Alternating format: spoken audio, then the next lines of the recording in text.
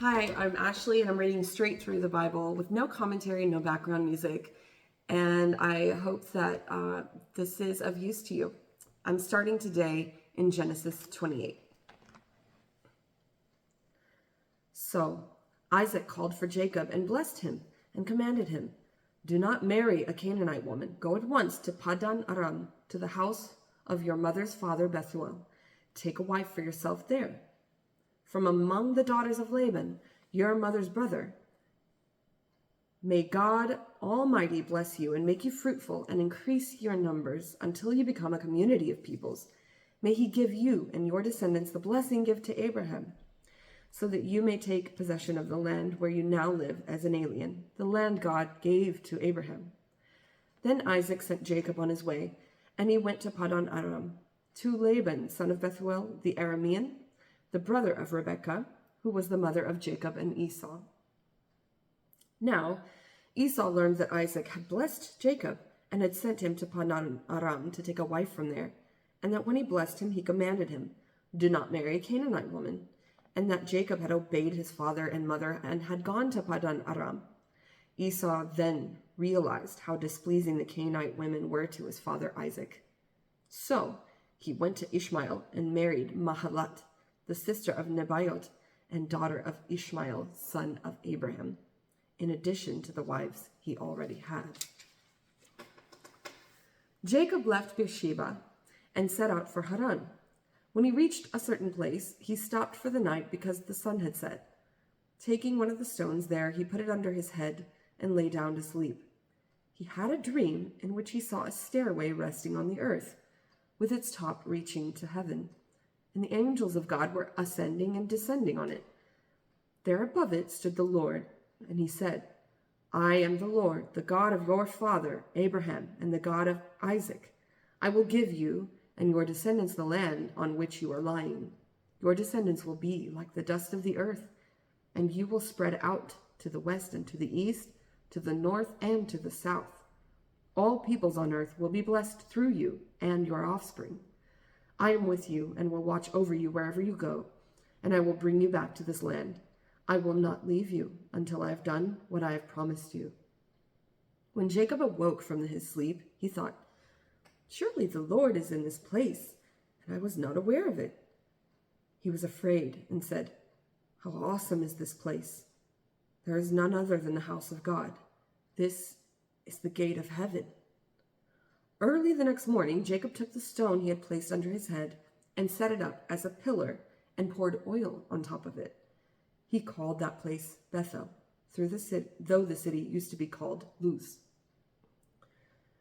Then Jacob made a vow, saying, "If God will be with me and will watch over me on this journey I am taking, and will give me the food to eat and clothes to wear so that I return safely to my father's house, then the Lord will be my God, and this stone that I have set up as a pillar will be God's house. And of all that you give me, I will give you a tenth." Chapter 29. Then Jacob continued on his journey and came to the land of the eastern peoples. There he saw a well in the field, with 3 flocks of sheep lying near it, because the flocks were watered from that well. The stone over the mouth of the well was large. When all the flocks were gathered there, the shepherds would roll the stone away from the well's mouth and water the sheep. Then they would return the stone to its place over the mouth of the well. Jacob asked the shepherds, "My brothers, where are you from?" "We're from Haran," they replied. He said to them, "Do you know Laban, Nahor's grandson?" "Yes, we know him," they answered. Then Jacob asked them, "Is he well?"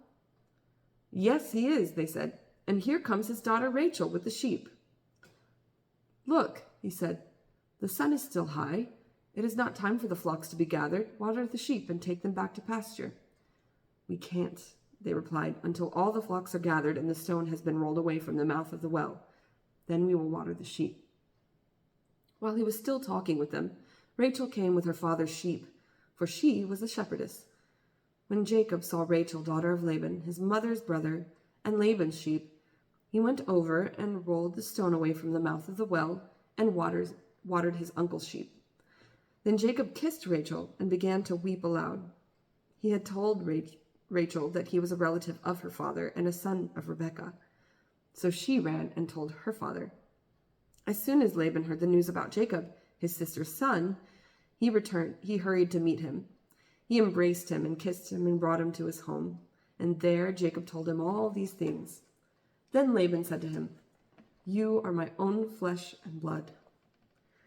After Jacob had stayed with him for a whole month, Laban said to him, "Just because you are a relative of mine, should you work for me for nothing? Tell me what your wages should be." Now Laban had 2 daughters.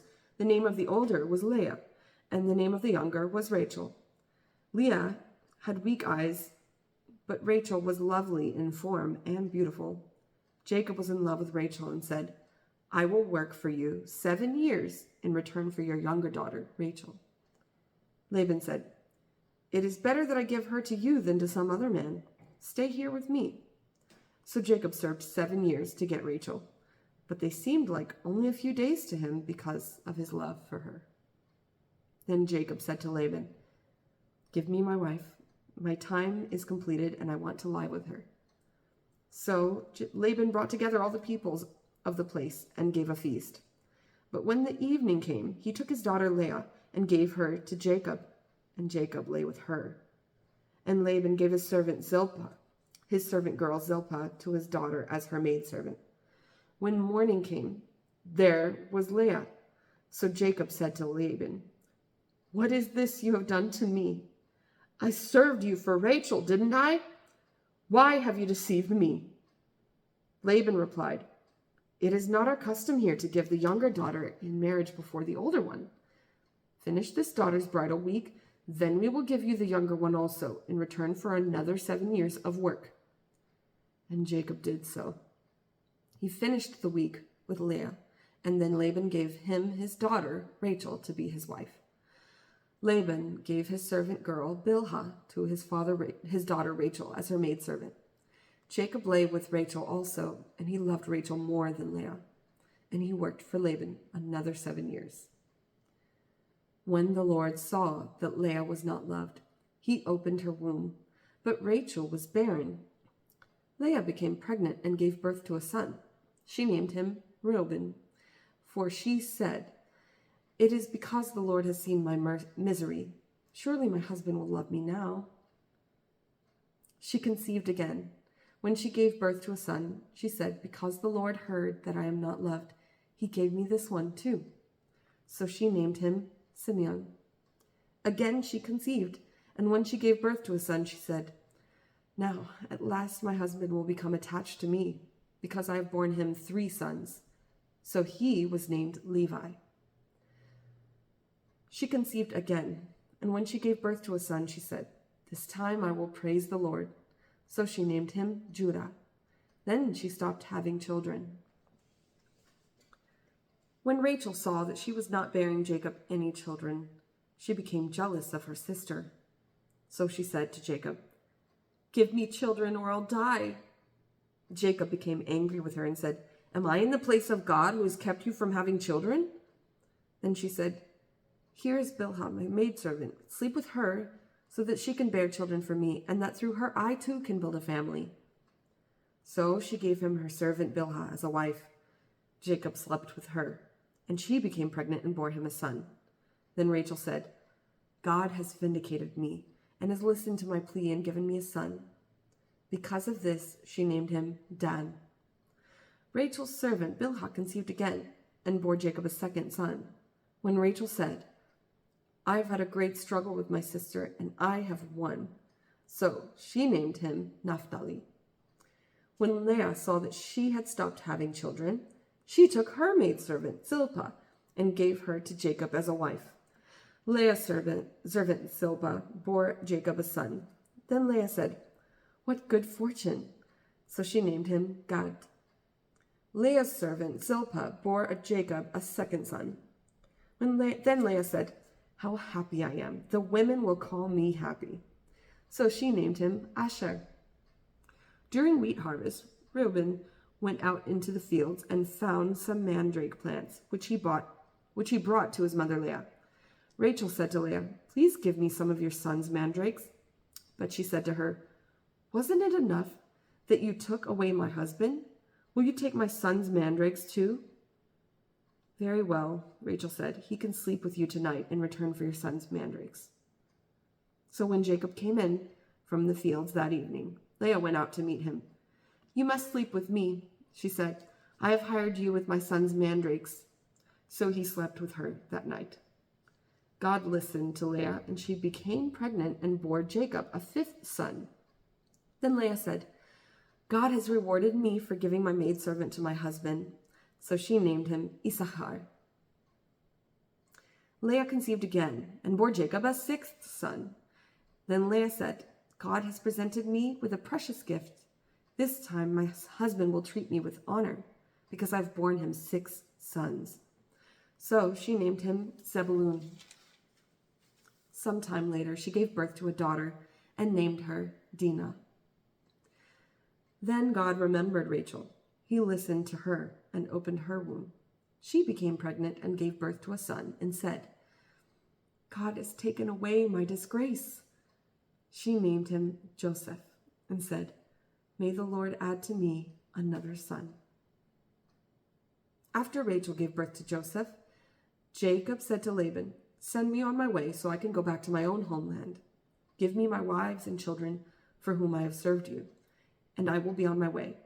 You know how much work I've done for you." But Laban said to him, "If I have found favor in your eyes, please stay. I have learned by divination that the Lord has blessed me because of you." He added, "Name your wages, and I will pay them." Jacob said to him, "You know how I have worked for you, and how your livestock has fared under my care. The little you had before I came has increased greatly, and the Lord has blessed you wherever I have been. But now, when may I do something for my own household?" "What shall I give you?" he asked. "Don't give me anything," Jacob replied.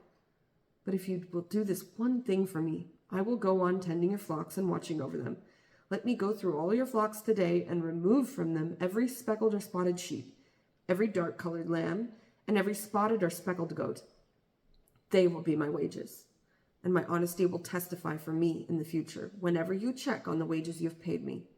Any goat in my possession that is not speckled or spotted, or any lamb that is not dark-colored, will be considered stolen." "Agreed," said Laban. "Let it be as you have said."